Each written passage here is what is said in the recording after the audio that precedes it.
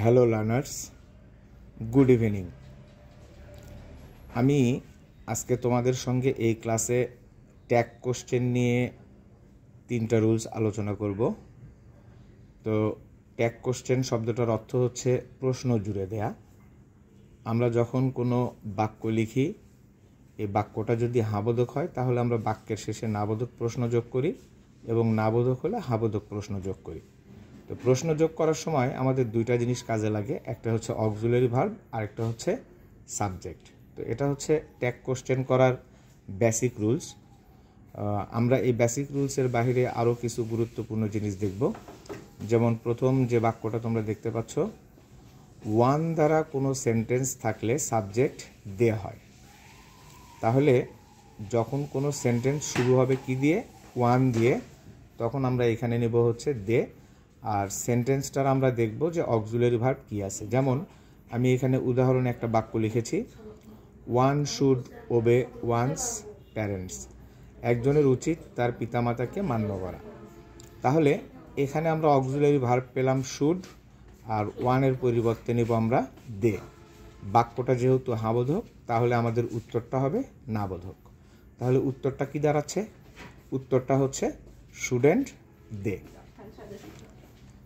এরপরে দেখো, আমি তোমাদেরকে আরেকটা গুরুত্বপূর্ণ জিনিস দেখাবো। কিছু অপ্রাণীবাচক শব্দ স্ত্রীবাচক শব্দ হিসেবে ব্যবহৃত হয়। শুধু যে প্রাণীবাচক শব্দরই পুংলিঙ্গ বা স্ত্রীলিঙ্গ হয় এমনটা নয়। এখানে অপ্রাণীবাচক কিছু শব্দ আছে, এদের পরিবর্তে আমরা কি করব?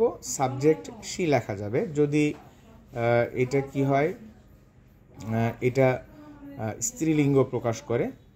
যেমন এর মধ্যে আছে moon, earth, world, universe, country, nature, ship, train, bus, boat, launch, spring, etcetera. তো দেখো এইখানে স্ক্রিনে আমি তোমাদেরকে একটা উদাহরণ দেখাচ্ছি।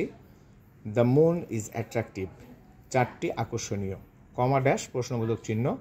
তাহলে এখানে যেসব সেন্টেন্সের মূল ভার্ব হবে বি ভার্ব বা হ্যাভ ভার্ব, এখানে আমাদের টেন্স আইডেন্টিফাই করার দরকার নাই। আমরা এই বি ভার্ব বা হ্যাভ ভার্বটাকে আমরা কি করব?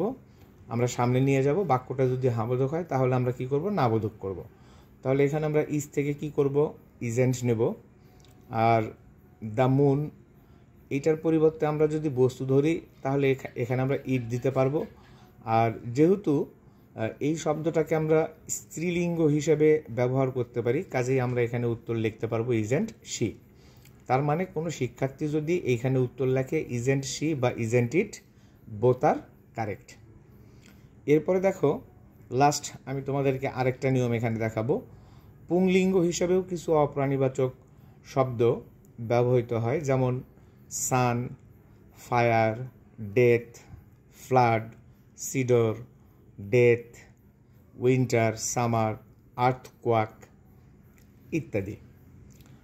যেমন দেখো স্ক্রিনে একটা উদাহরণ দেখা যাচ্ছে, উইন্টার ইজ ফিয়ারফুল, শীতটা ভীতিপূর্ণ। তাহলে এখানে আমরা উইন্টার পরিবর্তে নেব হি। আবার দেখো এই সেন্টেন্সের মূল ভার্ব হচ্ছে বি ভার্ব। এইখানে তোমাদেরকে আমি ট্যাগ কোশ্চেন শেখানোর পাশাপাশি আরেকটা কথা বলি। যখন কোনো সেন্টেন্সের মূল ভার্ব হয় বি ভার্ব, তখন সাবজেক্ট প্লাস মূল ভার্ব প্লাস যে অ্যাডজেক্টিভ বা যে নাউনটা থাকে এটাকে বলে কমপ্লিমেন্ট। যেমন দেখো উইন্টারটা কি? ভীতিপূর্ণ। আর ভীতিপূর্ণ কি? উইন্টার। তার মানে আমরা যদি এখানে ইস্টটাকে মাঝখানে ধরি আয়না, উইন্টার তার কিসের ছবি দেখতে পাচ্ছে? ফিয়ারফুল। আর ফিয়ারফুলটা কি? উইন্টার। তাহলে এইখানে যাহাই উইন্টার তাহাই ফিয়ারফুল, যাহাই ফিয়ারফুল তাহাই উইন্টার। তাহলে এই জাতীয় বাক্যকে যে ভার্বটা কানেক্ট করে, এই ভার্বের একটা নাম আছে, এটার নাম হচ্ছে লিঙ্কিং ভার্ব। শুধু যে বি ভার্বটাই লিঙ্কিং হবে তা না, অনেক সময় ফিল, তারপর হচ্ছে তোমার যেমন ধরো টেস্ট, এগুলোও হতে পারে, স্মেল, এগুলোও তোমার লিঙ্কিং ভার্ব হিসেবে ব্যবহৃত হতে পারে। তাহলে একই সাথে এই সেন্টেন্সে এই ভার্বটা প্রিন্সিপাল ভার্ব এবং লিঙ্কিং ভার্ব। এখন দেখো কোনো শব্দের শেষে যদি ফুল, লেস, অ্যাবল, আল এগুলো থাকে সেগুলো হচ্ছে অ্যাডজেক্টিভ। যেহেতু বি ভার্বের পরে ফিয়ারফুল এটা হচ্ছে অ্যাডজেক্টিভ, তাহলে আমরা এটাকে বাক্যটার গঠন বলতে পারি subject plus verb plus adjective complement. তাহলে আমাদের এটার উত্তর হবে ইজেন্ট হি। যদি কোনো শিক্ষার্থী তোমরা এখানে ইজেন্ট ইট লেখো তারপরেও তোমাদের ভুল যাবে না। যেহেতু আমরা এখানে উইন্টারটাকে আমরা এখানে আমরা তোমার ব্যক্তি না, এটা একটা হচ্ছে অপ্রাণীবাচক শব্দ, অ্যাবস্ট্রাক্ট নাউন, আমরা এর পরিবর্তে আমরা ইটও নিতে পারি। তো ঠিক আছে, এতক্ষণ মনোযোগ সহকারে আমার ক্লাস দেখার জন্য তোমাদেরকে অসংখ্য ধন্যবাদ। তোমরা মাঝে মাঝে এই জিনিসগুলো একটু দেখবে, চর্চায় রাখবে।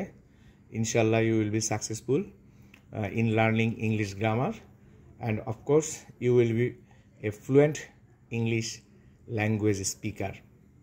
Thank you very much. Good night.